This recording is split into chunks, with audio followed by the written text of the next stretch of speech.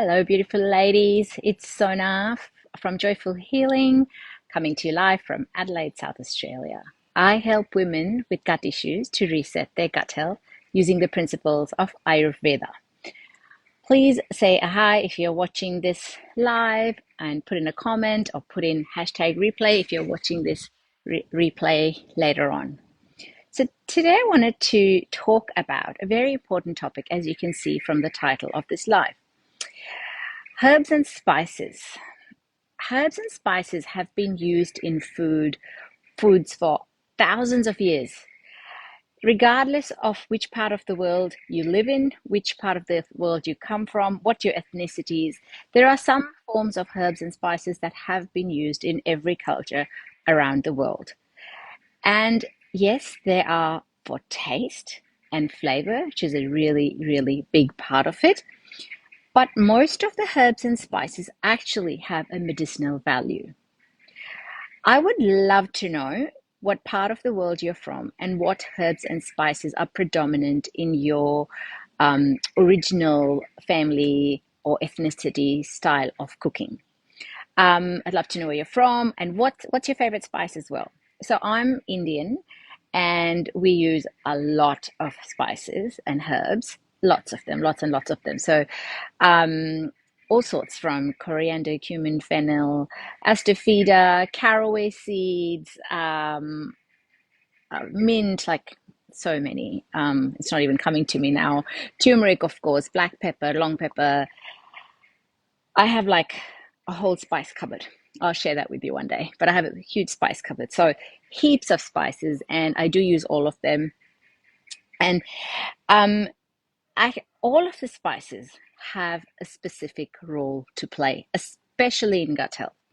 So I'm going to tell you a concept, an Ayurvedic concept about the quality of a substance. It's called a guna, which means quality. So every substance, every herb, every spice, every food has some qualities. So some of the common ones we know of are like something could be sweet, something could be sour, something could be moist or dry. So we have 20 different qualities that we take into consideration in Ayurveda. So there's a whole list of them, right? Obviously, the obvious ones like sweet, salty, hot, cold, sharp, those sorts of ones. I'll go through the list another time, but there's lots of qualities. So the point is, when we eat food, the food that we eat has qualities. Depending on what you're eating, it has certain qualities. For example, if you eat rice, so rice has a quality of being sweet in taste. Now, sweet doesn't always mean sugar, but sweet means it has a sweeter taste. Like, for example, you would say sweet potatoes are a bit sweet as well. So that's the quality of rice. Hi, Aggie. Thanks for watching live. Um, so different foods have different qualities, right? So I gave you the example of rice and sweet potato being a little bit sweeter in nature. So if we take chili, for example, we know that's hot in nature or spicy. Hot is the actual quality term that we use. So chili is hot. Then there are other qualities as well, like and other tastes as well. So the whole idea is when we eat certain foods, the spices or herbs that we add accentuate the taste of the food. But sometimes we also use spices to offset the quality of food. So let me explain this. So for example, in Ayurveda, we consider meat, especially red meat, as very heavy.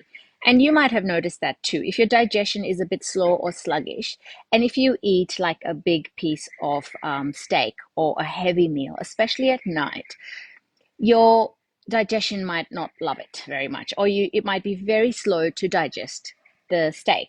And the next morning you might wake up, you might feel a little bit groggy, a little bit tired because your gut has not been able to break it down. So what we would do, for example, would be to add some spices because the quality of that steak or that red meat is quite dense, it's quite heavy. So we want to try and lighten it up in a way by counteracting the effect of the steak, so looking at the property of the steak and then adding certain spices which will counteract that heaviness of the steak and help to break it down. So we might use certain spices and certain herbs. So we might use ginger, for example, would be a really good one. We'd use some black pepper, some turmeric, some coriander powder. All of these things will actually help to break down the steak. So if you're having some sort of gut issues, next time you have something like that, marinate it with some spices and see the difference it makes. It's going to be easier for your body to digest it and to absorb it, and you'll actually not feel as heavy as if the food's just sitting there. If you use spices. So we have a very specific way in which we use spices in our foods.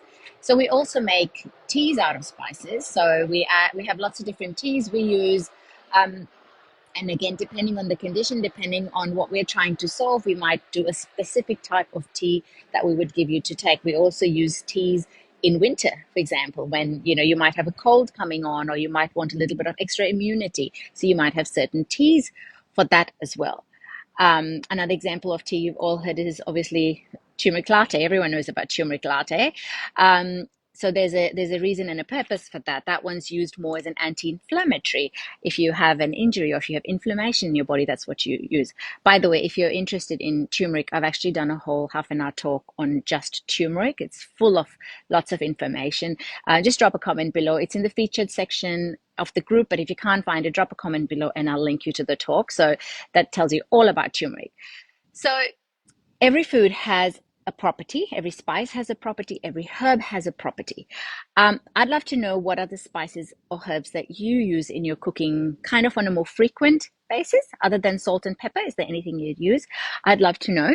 I use all sorts of spices, and again, I vary it up depending on the style of cooking I'm doing, depending on what I'm making. I'll just vary up the spices, but I always add spices, especially to meats when I'm marinating them, because it's really important to, if you're having meat or chicken or something like that, it's really important to digest as well, because otherwise it can just sit in the gut and ferment and cause us more issues down the track. If meat doesn't broke, what happens to meat? If you leave meat sitting out, it rots and it ferments, and that's not good. So that's why it's really important to have, when you do eat meat, to have it according to your body and if you are digesting it well, and also to try and make it more compatible by having teas or adding herbs to it, spices to it, to help the meat break down.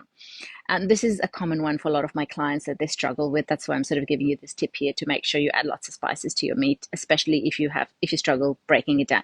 And then what you can do is once the meat does get broken down properly, you can actually absorb the protein, the amino acids, and all the nutrition. Like if you're having red meat, the iron is probably one of the reasons you might be having it as well, other than the taste. So your body will actually absorb more of the iron as well. I hope this is making sense. So same thing.